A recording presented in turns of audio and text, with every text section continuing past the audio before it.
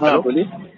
ہاں میں یہ کہہ رہا تھا ایک آپ کی میں کلپ دیکھ رہا تھا بریلوی عالم سے آپ کی وہ چل رہا تھا. اس میں آپ نے بولا تھا کہ مشرکین مکہ کا عمل تھا وسیلہ طلب کرنا کسی بھی چیز کا, اور ویسے ایک اللہ کو تو وہ بھی مانتے ہیں.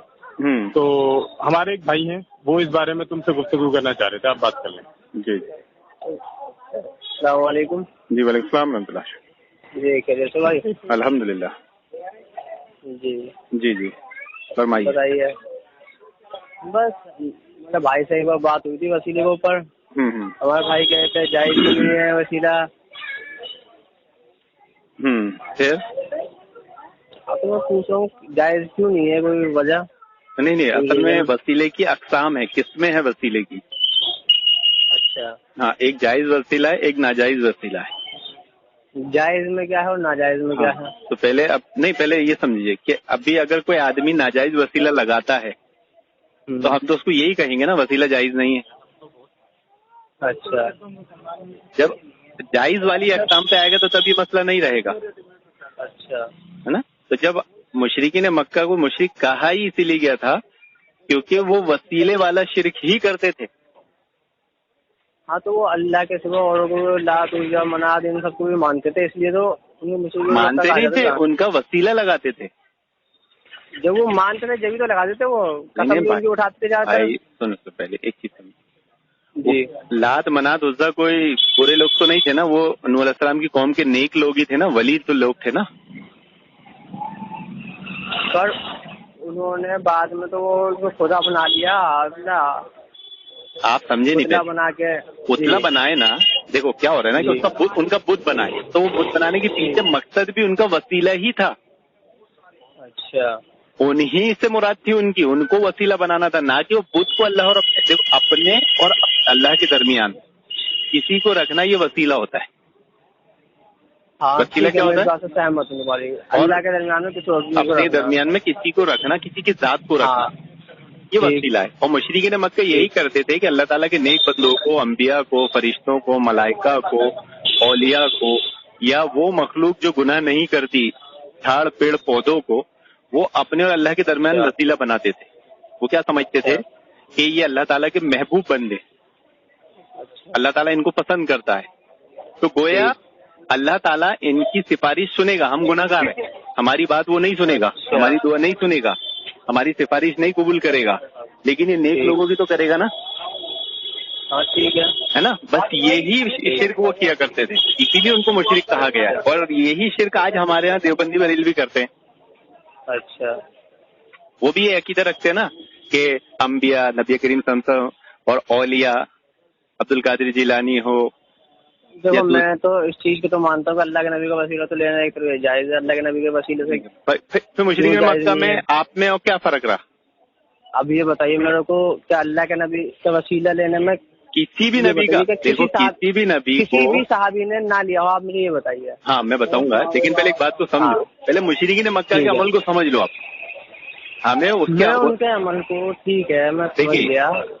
وہ اللہ کے نبی سے پہلے, محمد رسول اللہ صلی اللہ علیہ وسلم سے پہلے دوسرے انبیاء کو اپنے اور اللہ کے درمیان میں رکھتے تھے.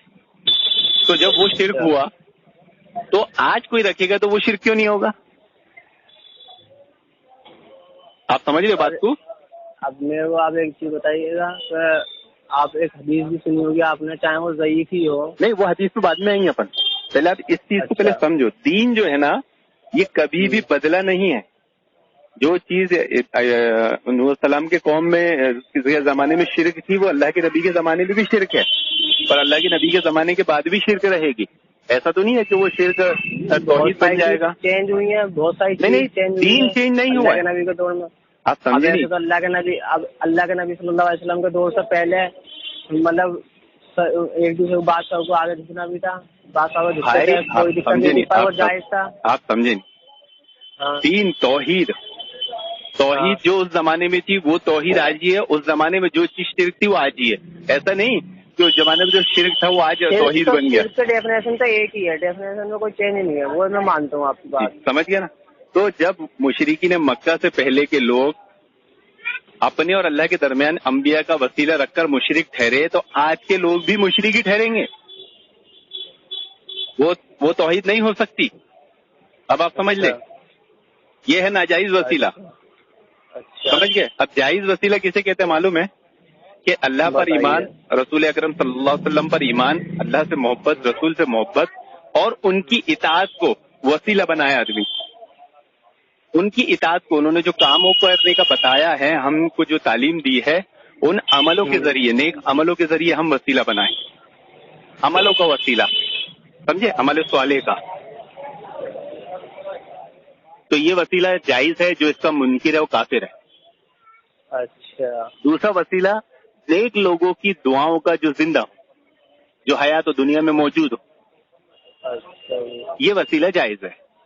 جیسے نبی حیات تھے، صحابہ کرام نبی کریم صلی اللہ علیہ وسلم کے پاس آیا کرتے، ہمارے لیے دعا کیجیے، اللہ کے نبی دعا کر دیا کرتے تھے. یہ وسیلہ جائز ہے. اب نبی دنیا سے چلے گئے تو اب جو نیک لوگ ہمارے زمانے میں موجود ہیں، ہم ان کو دعا کے لیے کہہ سکتے ہیں. جیسے کوئی حج کے لیے جاتا ہے تو ہم بولتے بھائی میرے لیے دعا کرنا. کوئی نماز کے لیے جاتا ہے تو ہم کہتے بھائی جمعہ میرے لیے دعا کر دینا. تو یہ وسیلہ جائز ہے. اچھا ایک چیز مجھے بتائیے گا، چلو یہ سوال پھر میں جب تک کوئی تحقیقات نہیں کر لیتا میں پھر آپ کو جواب ضرور دوں گا تحقیقات کے بعد میں. جی ٹھیک ہے نا. بہتر یہ ہے کہ جب تک دوسرا علم نہ ہو اس کے بارے میں بحث نہ کری جائے. نہیں، میں آپ کو سمجھاتا ہوں نا پورا مسئلہ. اب آپ جو احادیث پیش کریں گے نا، تو کسی بھی حدیث میں یہ دو وسیلے کے سوا کوئی وسیلہ نہیں ہے جائز. ایک اطاعت والا نیک عمل کا اور ایک دعا والا. سمجھ گیا؟ اللہ کے نبی کی جو بھی حدیث آپ پیش کرو گے اس میں دو ہی چیز ہے. یا تو اللہ کے نبی نے دعا کی تعلیم دی ہے کہ بھائی دیکھو تم اذان کے بعد یہ دعا کرنا، ہمیں دیکھیں تاکہ اللہ تعالیٰ قیامت کے دن اللہ کے نبی کو ہمارے لیے وسیلہ بنائے. دیکھیے تین مرحلے ہیں. پہلا مرحلہ دنیا کا ہے، جب نبی دنیا میں موجود ہے نا. تو نبی دنیا میں موجود تھے، صحابہ اس زمانے کے لوگ آتے تھے، نبی سے دعا کروایا کرتے تھے، آپ دعا کر دیا کرتے تھے، ان کے مسئلے حل ہو جاتے. اب نبی دنیا سے چلے گئے ہے نا. اب یہ 14-15 سال کا زمانہ گزر گیا. اب قیامت کا تیسرا مرحلہ ہے. تو اللہ تعالیٰ نے وسیلے کی اجازت کہاں دیا تھا؟ تو وسیلہ کیسے، مطلب اجازت جو وسیلہ لیا جاتا ہے کہ بھائی تم ہماری سفارش کرنا کہ اللہ تعالیٰ ہمارے گناہ معاف کر دے، ہم کو بخش ہے نا، یا ہم سے اسے تکلیف دور کر دے. تو اس میں سب سے پہلی چیز جو ہوتی ہے نا وہ اللہ تعالیٰ کا اذن ہوتا ہے، اللہ تعالیٰ کا حکم ہوتا ہے، اللہ تعالیٰ کی اجازت ہوتی ہے کہ اللہ تعالیٰ کی اجازت کے بنا کوئی اس کے حضور میں زبان نہیں کھول سکتا. تو اللہ تعالیٰ نے نبی کو دنیا میں اجازت دی کہ آپ ان کے لیے دعا کیجئے، تو اللہ کے نبی نے دعا کی نا، ہے نا. اور اللہ تعالیٰ قیامت کے دن جب اللہ کے نبی کے لیے ہم وسیلے کی دعا کرتے ہیں اور اللہ تعالیٰ وسیلہ بنائے گا تو اللہ تعالیٰ اجازت دے گا نبی دعا کریے، تو اللہ کے نبی دعا کریں گے تو شفاعت ہوگی، ہے نا. اب اس درمیان اللہ تعالیٰ نے کہیں اجازت نہیں دیا ہے کہ نبی آپ دعا کریے یا یہ نیک لوگوں دعا کرو یا فرشتے دعا کرو میں اس کو معاف کر دوں، اس کو بخش دوں. کہیں اجازت دیا اللہ تعالیٰ نے؟ کہیں اجازت نہیں دیا. جب تک میں اس کی صحیح تحقیقات نہیں کر لیتا پھر میں آپ سے بات ہی کر رہا ہوں. پہلے میرا سوال تو ابھی تھا ہی نہیں، بھائی کا سوال تھا وہ.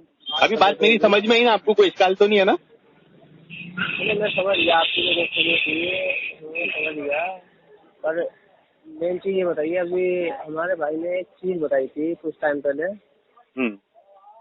جیسے مطلب ان سے اللہ بلا کرے. آپ ان کو مشرکین مکہ کو دیکھیں گے اور ان کے زمانے بھی 300 سے اوپر 360 سے اوپر جو بت تھے کم و بیش، وہ سب وسیلے والے ہی بت تھے. ایک بات یاد رکھنا، وہ سارے بت وسیلے کے لیے رکھے گئے تھے. اللہ کے نبی کو اللہ تعالیٰ نے دنیا میں مبعوث کیا اس وسیلے کے رد میں، توحید کو بھیجا اس وسیلے کے رد میں، کلمہ آیا اس وسیلے کے رد میں. تو جب آدمی کلمہ پڑھتا ہے، نبی پر ایمان لاتا ہے، توحید کا اقرار کرتا ہے، تو وہ اس بات کی گواہی دیتا ہے کہ وہ وسیلے کا رد کر رہا ہے. لیکن یہ کتنی بڑی بدقسمتی ہے کہ آدمی کلمہ بھی پڑھے، نبی پر ایمان بھی لائے، توحید کا بھی اقرار کرو، پھر وہی وسیلہ لگائے. یہ شیطان نے کتنا بڑا دھوکے میں ڈال کے رکھا آدمی کو. ایک بات بتائیے، میں ایک بات کر رہا ہوں، تو جو وسیلہ لگا رہے ہیں تو ان کے پاس تو کوئی نہ کوئی دلیل ہوگی. بھائی دلیل کوئی نہیں ہے ان کے پاس. کیا ہوتا ہے نا کہ قرآن حدیث کو اپنی عقل سے سمجھانے کی کوشش کرتے ہیں. کس کی عقل سے؟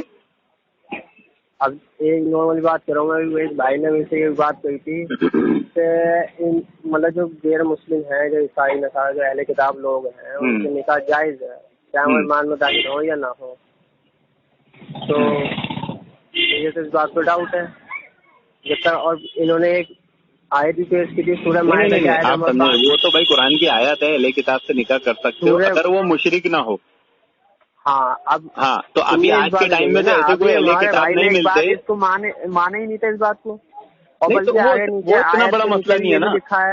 وہ ایک تحقیقی مسئلہ ہوتا ہے، آدمی کو علم نہیں ہوتا ہے یا پوری طریقے سے علم نہیں ہوتا تو وہ بول دیتا ہے اس میں، وہ اتنا بڑا مسئلہ نہیں ہے، اس میں اصلاح بھی کر لیتا. بہت ساری بات جو لوگ اس آیت سے استدلال کرتے ہیں کہ اہل کتاب سے تم نکاح کر سکتے ہو تو وہ کنفرم ہونا چاہیے کہ وہ اہل کتاب کسی طرح کا شرک نہ کرتا ہو. اچھا پہلے کے اہل کتاب مشرک نہیں تھے، جن سے کہا جاتا تھا نا کہ اہل کتاب سے نکاح کرو تو وہ مشرک نہیں تھے. وہ ایسا چرچوں میں نہیں جاتے تھے، وہ چرچوں میں جا کے وہ عبادت نہیں کرتے تھے. وہ اس زمانے کے انبیاء پر، اس زمانے کی تعلیمات پر ایمان رکھتے تھے جیسا ایمان رکھنے کا حق تھا. لیکن چونکہ وہ اس شریعت کو ماننے والے تھے اور محمد صلی اللہ علیہ وسلم کے پہلے والے تھے، اس لیے کہا گیا. اس میں شرک نہیں تھا. سارے نہیں تھے میرے بھائی اس میں بھی. تو بھائی بتا رہا ہوں نا، اس میں شرک نہیں ہونا.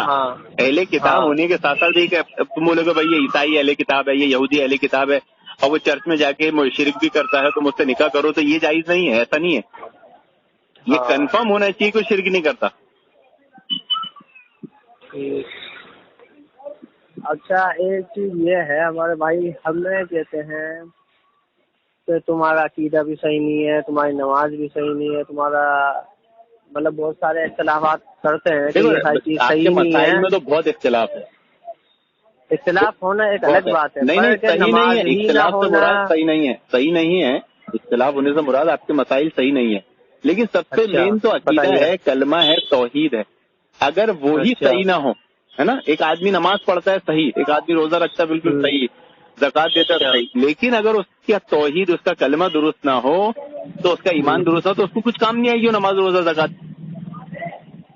یہ تو بتائیے آپ یہ بات کہہ رہے ہیں میرے سے، میں کوئی بات نہیں، تمہیں کچھ کہی میرا میں کوئی مسئلہ ہی نہیں ہے. جب تک میں اس کی صحیح بات نکلے تھا میں اس کا جواب نہیں دوں گا آپ کو صحیح معنی میں. اب ایک چیز، اب ایسے تو بہت ساری ایک حدیث ہے حضرت عباس کا وسیلہ حضرت عمر رضی اللہ عنہ دعا کری. ہاں تو وہی تو میں نے بات کہا تھا کہ دعا کا وسیلہ، میں نے وہی بات تو کہی تھی بھائی کہ نیک لوگ موجود ہوں. حضرت عمر کے زمانے میں اللہ کے نبی موجود نہیں تھے، لیکن حضرت عبداللہ، حضرت عباس موجود تھے. تو حضرت عمر نے حضرت اللہ کے نبی کا وسیلہ نہیں لیا. کس کا وسیلہ لیا؟ حضرت عباس کا. اے عباس آپ نیک ہیں، آپ نبی کے چچا ہیں، آپ دعا کیجئے بارش ہو. انہوں نے دعا کی، بارش ہو گئی. ہم نے کہا منع کیا اس کا؟ ہم نے اسے وسیلے کا انکار کیا کیا؟ کسی طرح کا وسیلہ جائز نہیں ہے. نہیں بھائی، بولنے کا مطلب ان کا یہ ہے کہ جو ناجائز وسیلہ ہے نا مشرکین مکہ والا، وہ جائز نہیں. مطلقاً وسیلے کا تو کوئی انکار نہیں کرتا. مطلقاً وسیلے کا انکار تو آپ لوگ کرتے ہو، کیونکہ ہم ناجائز وسیلے کا رد کرتے ہیں تو آپ لوگ یہ بولتے ہو کہ بھائی آپ وسیلے کو مانتے ہی نہیں. آپ ایسا بولتے ہیں، ہم تھوڑی بولتے ہیں. اچھا ہاں بھائی، تم اللہ تعالیٰ کی راہ میں وسیلہ تلاش کرو، اس آیت کو کون منکر ہے؟ وابتغوا الیہ الوسیلہ آیت تو کوئی منکر ہے کیا؟ وابتغوا الیہ الوسیلہ دونوں مانتے ہیں، آپ بھی مانتے وہ بھی مانتے. اس کا کہنا یہ ہے کہ یہاں اس سے مراد نیک عمل ہے، جہاد ہے. آپ بول رہے ہو کہ نہیں اللہ تعالیٰ کی راہ میں وسیلہ لو، آپ اپنے معنی مفہوم اپنی عقل سے بیان کر رہے ہو، جبکہ اللہ تعالیٰ نے آگے وضاحت کر دیا اس کی کہ اللہ کی راہ میں جہاد کرو. ہاں تو اللہ کی راہ میں جہاد کرو. اس میں اب ایک چیز ہوتا ہے، پھر آپ نے بھی اپنی راہ سے مسئلہ نکالا اس میں. نہیں ہم نے تو پہلی قسم بتا دی نا وسیلے کی اطاعت. ہم نے پہلی قسم میں کیا بتایا؟ ابھی آپ نے ایک آیت کا مفہوم بتا دیا. آپ مفہوم میں نہیں بتا رہا ہوں، اس کا مفہوم اللہ تعالیٰ خود بتا رہے ہیں. کیا بتائیے؟ کہ اللہ کی راہ میں جہاد کرو، اللہ کی راہ میں وسیلہ ڈھونڈو تو آگے اللہ تعالیٰ اس کو جہاد سے تعبیر دے رہا ہے کہ جہاد کرو، نیک عمل ہے، وہ نیک عمل کا وسیلہ لگاؤ. جو میں نے پہلے بتایا کہ وسیلے کی پہلی قسم نیک عمل، اللہ پر ایمان، اللہ کے رسول پر ایمان، اللہ سے محبت، اللہ کے رسول صلی اللہ علیہ وسلم سے محبت، یہ نیک عمل ہے نا. اس نیک عمل کے ذریعے وسیلہ لگاؤ نا. اچھا اب جیسے آدمی دعا کر رہا ہے، اب وہ دعا کرنا ہے، اس کو رزق کی روزی مانگنا ہے، تو سب سے پہلے وہ دعا میں کیا بولے؟ ہو رزاق، اللہ تعالیٰ کے رزاق، اللہ کی تعریف بیان کرے گا. اللہ تعالیٰ کے جو اسما ہے، رزاق، رازق، یہ سارے نام لے پہلے, جو اس کی کیفیت, اس کی دعا کی جو کیفیت ہے نا, اس کو جو چیز چاہیے ہاں وہ اس حساب سے کرے گا. تو وہ پہلے اللہ تعالیٰ کے اسماء الحسنی کا ذکر کرے, پھر درود پڑھے, پھر استغفار کرے, پھر اپنی حاجتیں مانگے. تو یہ نیک عمل ہے نا سارے جتنے کر رہا ہے, وہ اللہ کا نام لے رہا ہے نیک عمل ہے, وہ اللہ کے نبی کو درود پڑھ رہا ہے نیک عمل ہے, وہ استغفار کر رہا ہے نیک عمل ہے, وہ اپنی حاجت اللہ پر مانگ رہا ہے, اللہ سے مانگ رہا ہے, طلب کر رہا ہے, امید رکھ رہا ہے, یہ نیک عمل ہے. سب نیک عمل کا وسیلہ ہے نا. ہم اس وسیلے کے منکر نہیں ہے بھائی, اس وسیلے کا جو بھی منکر ہوگا وہ کافر ہوگا. ہم تو اس وسیلے کا منکر ہیں جس کا انکار اللہ اور اس کے رسول صلی اللہ علیہ وسلم نے کیا ہے, یعنی مشرکین مکہ کا وسیلہ. ٹھیک ہے, ایک کام کیجیے, میں آپ کو اس کی پوری تحقیقات کر کے پھر میں آپ کو بتاتا ہوں. بلکہ میں ان کو عادل بھائی کو بتاؤں گا, یہ شاید آپ تک پہنچ. جی جی, آپ بالکل فون کر سکتے ہیں مجھے. ٹھیک ہے نا, یہ بہتر رہے گا. جی جی ٹھیک ہے, وہ بات بعد میں کرتے ہیں. ٹھیک ہے, جی جی, چلے گا بھائی.